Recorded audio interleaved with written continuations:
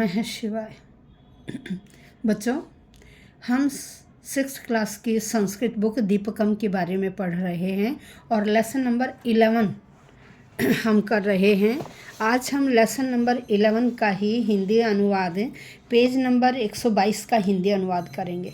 तो आइए अपनी पुस्तक खोल लें आप सभी और देखिए 122 पेज पर जो पहला श्लोक है, देखिए क्या है।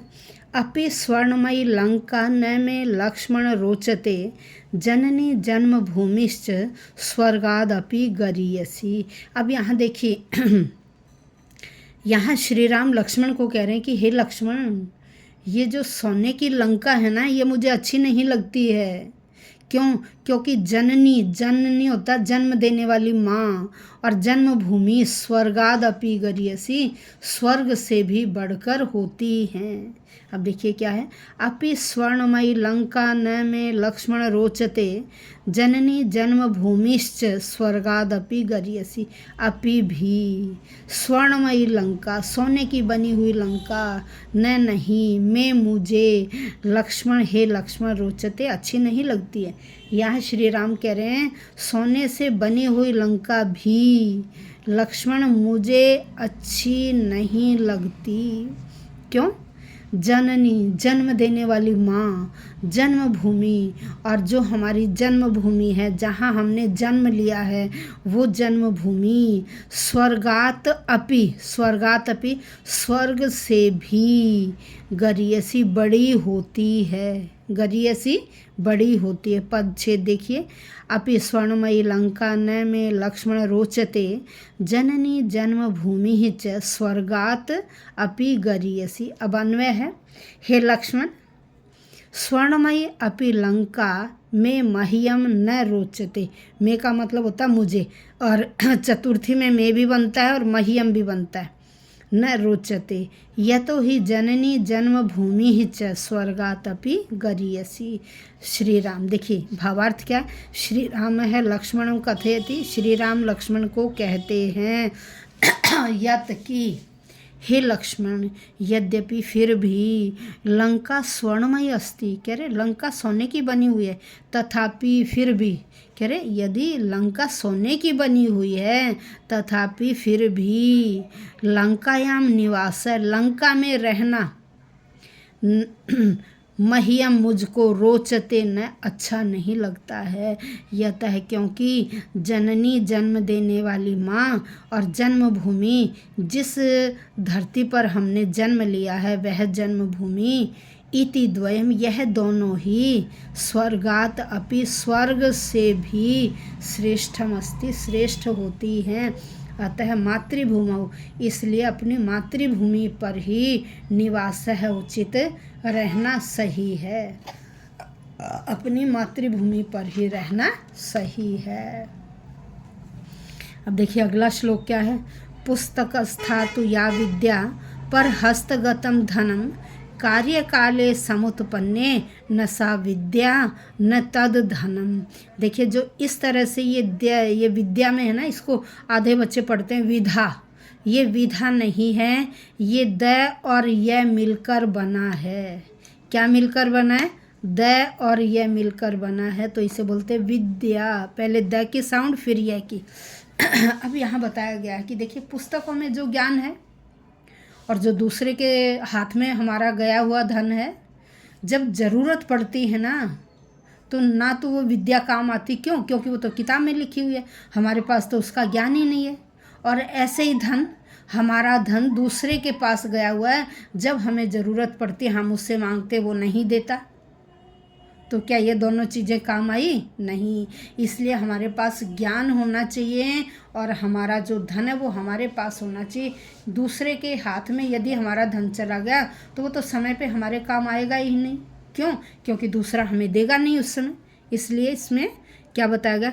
पुस्तकस्था, पुस्तकों में स्थित, तो यह विद्या जो ज्ञान है, पुस्तकों में लिखा हुआ जो ज्ञान है, पर हस्तगतम धनम, दूसरे के हाथ में गया हुआ जो धन है, दूसरे के हाथ में गया हुआ जो धन है, कार्यकाले, कह रहे समय आने पर, समुत्पन्ने, जरूरत पड़ने पर, कह रहे जरूरत पड़ने पर, कार्य काले समुत्पन्ने, जरूरत पड़ने पर, समुत्पन्ने हमारे पास न होने से, कार्य काले समय पर, जरूरत पड़ने पर, समुत्पन्ने हमारे पास न होने से, न सा विद्या, न वह विद्या कहलाती है, न वह ज्ञान कहलाता है, और न तत् धनम, और न ही वह धन कहलाता है।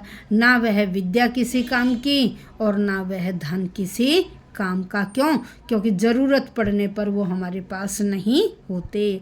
अब पदच्छेद देखिए, पुस्तकस्थातु या विद्या पर हस्तगतम धनम कार्यकाले समुत्पन्ने न सा विद्या न तद धनम। अब अन्वय में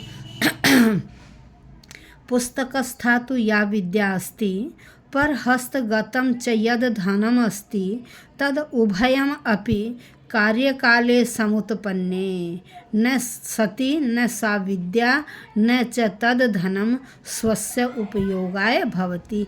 अब भावार्थ देखिए, भावार्थ कस्यचित समीपे अनेकानि पुस्तकानि सन्ति, कह रहे किसी के पास बहुत सारी पुस्तकें हैं, किंतु यदि तानि न कदापि पठितानि, यदि वे कभी नहीं पढ़ी, तरहि पुस्तके लिखितम, तो पुस्तकों में लिखा हुआ, ज्ञानम समागते अवसरे, अवसर आने पर, सहायकम न भवति, हमारी सहायता नहीं करता, अपितु बल्कि ऐसे ही बुद्धिस्था विद्या एव कार्यम साधयति, बल्कि बुद्धिस्था बुद्धि में स्थित विद्या ज्ञान, जो हमारी बुद्धि में ज्ञान है वही कार्यम साधयति, कार्य को सिद्ध करता है। एवं इसी प्रकार से अन्येभ्य प्रदत्तम धनम, दूसरों को प्रदत्तम दिया गया धन, अपि समागते अवसरे, भी अवसर आने पर, सहायकम न भवति, सहायता नहीं करता है। स्वहस्ते यत धनम भवति, अपने हाथ में ही जो धन होता है, तदेव धनम कार्यम साधयति, उसी धन से हम काम सिद्ध कर सकते हैं। ये हो गया हमारा पाठ का हिंदी अनुवाद। अब हम चलते हैं इससे आगे। इससे आगे हैं आपके शब्दार्थ।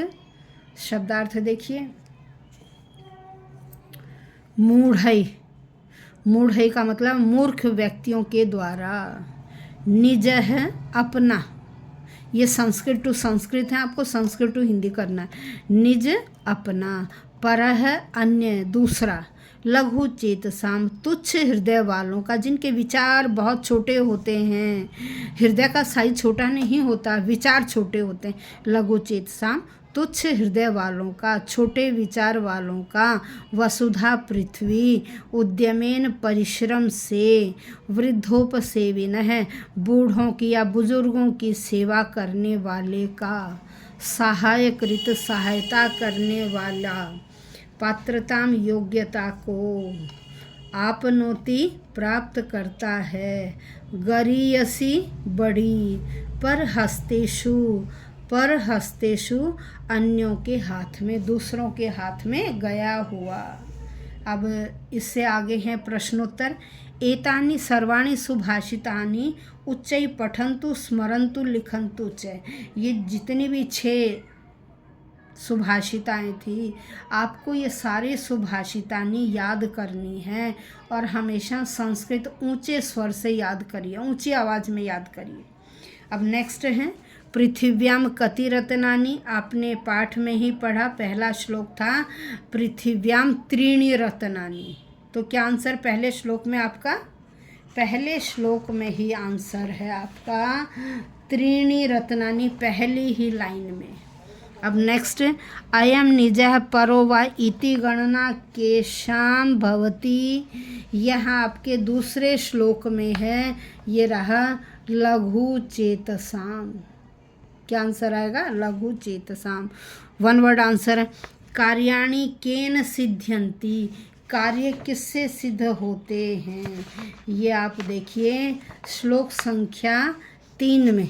श्लोक संख्या 3 में है उद्यमेन कार्याणि सिद्ध्यन्ति। क्या आंसर आएगा आपका? उद्यमेन। अब नेक्स्ट है आपका विद्या किम ददाति, अब ये श्लोक देखिए आप, विद्या विनयम ददाति, क्या आंसर आएगा? विनयम।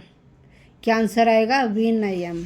अब नेक्स्ट आपका जननी जन्मभूमिश्च कस्मात् गरीयसी। अब आप इसमें देखिए लिखा हुआ है जननी जन्मभूमिश्च स्वर्गाद अपि गरीयसी। आंसर है स्वर्गात, संधि विच्छेद है, स्वर्गात जमा अपि।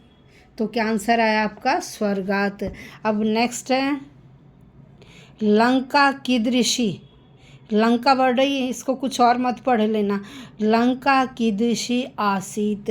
अब आपने ये पेज नंबर 122 के पहले श्लोक में पढ़ा था स्वर्णमयी लंका। लंका कैसी है? सोने की बनी हुई। तो आंसर क्या है आपका? स्वर्णमयी लंका, स्वर्णमयी। ये आज हमने पेज नंबर 122 और 123 पाठ का हिंदी अनुवाद और प्रश्नोत्तर किए हैं। ठीक है, अब इससे आगे का नेक्स्ट वीडियो में करेंगे। और प्रतिदिन वीडियो सुनिएगा, डेली में भेज रही हूँ 2-2 पेजेस का, ताकि आप अपना रिवीजन अच्छी तरह से कर पाएँ। और वीडियो को लाइक कीजिए, शेयर कीजिए, कमेंट ज़रूर लिखिए कि आपको अच्छी तरह से समझ में आ गया। यदि कुछ समझ में नहीं आया आप वो लिख सकते हैं, मैं कमेंट में आपका आंसर दे दूँगी। और कल हम इससे आगे का अभ्यास करेंगे। मैं डेली वीडियो बना रही हूँ आपके रिवीजन के लिए, तो ज़रूर देखिए। अपने सहपाठियों को भी बोलिए कि वह भी वीडियो से ज़रूर फ़ायदा उठाएँ, ताकि आपके अच्छे नंबर आ सकें। धन्यवाद बच्चों। नमो नमः।